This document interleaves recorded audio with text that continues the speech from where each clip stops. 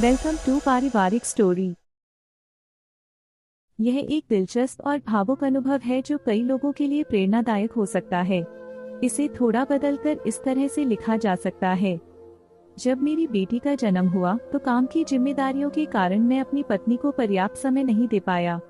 हमारे पास और कोई सहारा नहीं था, इसलिए मेरी पत्नी ने सभी चुनौतियों का सामना अकेले किया। जब उसकी स्थिति बेहद खराब हो गई तो मैंने नौकरी छोड़ने का निर्णय लिया। उसी दिन दफ्तर ने मुझे 15 दिन की छुट्टी दे दी। डॉक्टर ने बताया कि अब और इंतजार नहीं किया जा सकता और उसी दिन हमारी बेटी का जन्म हुआ। उसे इंक्यूबेटर में रखा गया और मैं बेहद चिंतित था। जन्म के अगले दिन जब मैं उसे दूध पिलाने गया तो मुझे यह देखकर दुख हुआ कि इतनी छोटी बच्ची बिना माँ के वहाँ है। वहाँ एक और बच्चा था जिसकी नानी उसे दूध पिला रही थी। उस दौरान बातचीत में मैंने कहा, क्या फायदा ऐसी नौकरी का जहाँ परिवार के लिए समय नहीं है। उस महिला ने कहा, बेटा, अगर यह नौकरी न होती तो क्या इस अस्पताल के महंगे बिल भर पाते। उसकी बात सुनकर मैं चुप हो गया और समझ गया कि नौकरी छोड़ना समाधान नहीं है, क्योंकि अब यह नौकरी मेरी बेटी के भविष्य के लिए और भी महत्वपूर्ण हो गई थी। कुछ दिनों में जब मेरी बेटी रोती तो वह मेरे हाथों में आकर शांत हो जाती। मैं धार्मिक नहीं हूँ, लेकिन एक रात जब वह रो रही थी मैंने रघुपति राघव राजा राम भजन टीवी पर चलाया। उसे सुनकर वह सो गई। उसके बाद हमारे घर में राम के भजन बजने लगे। कुछ महीनों में मैंने इस सब को भुलाकर फिर से अपने काम पर ध्यान देना शुरू कर दिया। मेरी बेटी को भी समझ आने लगा था कि शाम 6 बजे पापा घर आएंगे। अगर मैं फोन पर बात कर रहा होता और कहता, बेटा बस 2 मिनट, तो वह 2 मिनट तक चुप हो जाती। लोग कहते, आपकी बेटी बहुत समझदार है। इस मार्च में वह 1.25 साल की हो गई। उसे मुझसे 2 चीजें बहुत पसंद थी, सुबह 2-3 किलोमीटर का कार में चक्कर और शाम को एक चक्कर बिल्डिंग के चारों ओर। वह सुबह मेरे तैयार होने का इंतजार करती और मेरे पैरों के पास बैठ जाती जब तक कि मैं जूते नहीं पहन लेता। फिर वह अपने हाथ फैलाकर गोद में लेने के लिए इशारा करती। लेकिन मार्च में एक दिन मैं काम की वजह से परेशान था और ऑफिस के लिए लेट हो रहा था।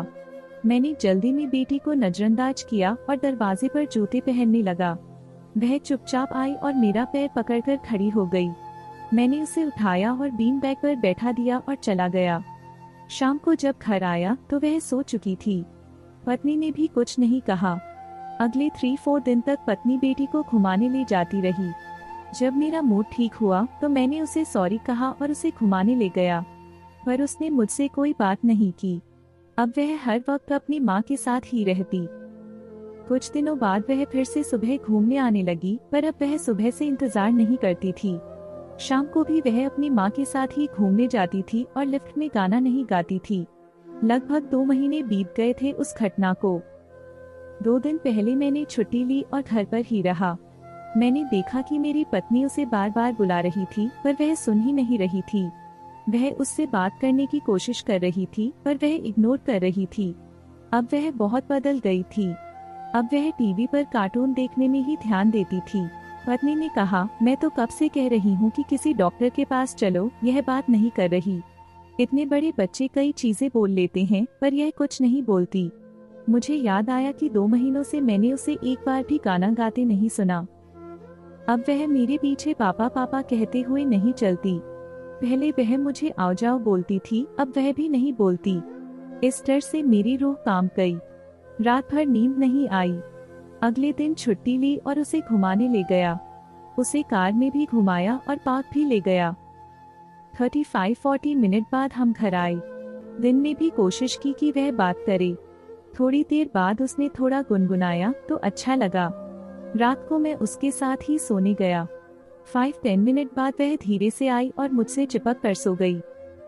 आज मैं ऑफिस में हूँ और सोच रहा हूँ कि जिसके लिए नौकरी छोड़ने का सोचा था, आज उसी नौकरी के लिए उसे छोड़कर बैठा हूँ। फिर वो महिला याद आती है जिसने कहा था कि अगर नौकरी नहीं होती तो क्या अस्पताल का बिल भर पाते। नौकरी सही से नहीं करोगे तो आगे नहीं बढ़ पाओगे। दूसरी तरफ आपका परिवार है। आपकी प्रतिक्रिया हमें बताएं। क्या आपके या आपके किसी जानने वाले के साथ ऐसा हुआ है? आपको यह कहानी कैसी लगी हमें कमेंट कर जरूर बताएं। इसी तरह की अच्छी कहानियाँ आप यहाँ पर पढ़ सकते हैं।